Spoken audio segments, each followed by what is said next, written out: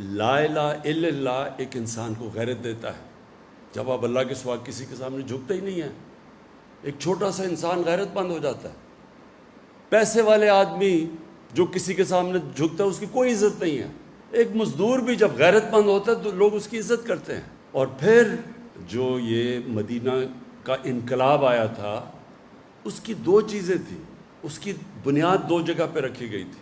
ایک تو انہوں نے انسانوں کو آزاد کر دیا، ایک سسٹم دیا، ایک عدل اور انصاف کا نظام لیا۔ انصاف انسان کو آزاد کر دیتا ہے۔ جس معاشرے میں جو حضرت علی کا قول ہے نا، ظلم کا کفر کا نظام چل جائے گا لیکن ظلم کا نظام نہیں چل سکتا۔ نا انصافی کا نظام اس لیے نہیں چل سکتا کہ جو پاکستان میں ہے کہ بڑے بڑے مافیا بیٹھے ہوئے ہیں، قانون کے اوپر ہیں، قانون کی بالادستی قائم نہیں ہونے دیتے کیونکہ وہ فائدہ اٹھا رہے ہیں کرپٹ سسٹم سے۔ تو وہ جب تک وہ یہ بڑا بڑا مافیا بیٹھا ہوا ہے اور کہتا ہے کہ ہمیں NRO دے دو اور باقی غریبوں کو پکڑو، وہ ملک آگے نہیں بڑھ سکتا۔ تو ہمارے نبی صلی اللہ علیہ وسلم نے سب سے پہلے مدینہ میں انصاف قائم کیا کہ میری بیٹی بھی اگر جرم کرے گی تو اس کو سزا ملے گی۔ اور تمہارے سے پہلے بڑی قومیں تباہ ہوئیں جدھر قانون نہیں تھا، جدھر انصاف نہیں تھا، جدھر طاقتور کے لیے اور کمزور کے لیے دوسرا۔ اور دوسری چیز تھی، انہوں نے انسانوں کے کیریکٹر کو اٹھایا، کیریکٹر بلڈنگ کی نیشن کی۔ صادق اور امین، سچا اور ایماندار، وہ کیریکٹر سے وہ لوگ اٹھے۔ کبھی بھی جھوٹے لوگ، ڈرپوک لوگ بڑے قوم نہیں بنا سکتے۔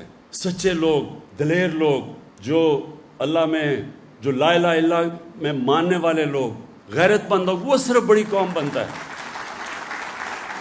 اور وہ ثابت ہے، مدینہ کی ریاست میں وہ ثابت ہوا ہے کہ دیکھتے دیکھتے یعنی جنگ بدر کے 11 سال بعد تو ایک سپر پاور گری اور 13 سال کے بعد دوسری گری ان کے سامنے۔ تاریخ کا حصہ یہ۔ تو میں صرف آپ کو یہ سمجھانا چاہتا ہوں اور اپنی قوم کو، ہم ایک بڑی قوم نہیں بن سکتے جب تک ہم اپنا کیریکٹر ٹھیک نہ کریں۔ ہم بھی صادق اور امین نہ بنیں، سچے اور امانت دار نہ بنیں، انصاف کرنے والے نہ بنیں، کبھی قوم بڑی نہیں بن سکتی۔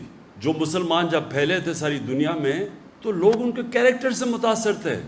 انڈونیزیا اور ملیشیا کے اندر کوئی مسلمان فوج نہیں گئی تھی، وہ ان کے تاجروں کے کیریکٹر سے لوگ مسلمان ہو گئے۔ اس لیے ہم بھی پاکستانی، اور میں کیونکہ ہماری اکثریت نوجوانوں کی ہے، میں مسلسل اپنے نوجوانوں کو اس چیز سمجھاتا ہوں کہ اللہ نے اس ملک کو کسی چیز کی کمی نہیں دی۔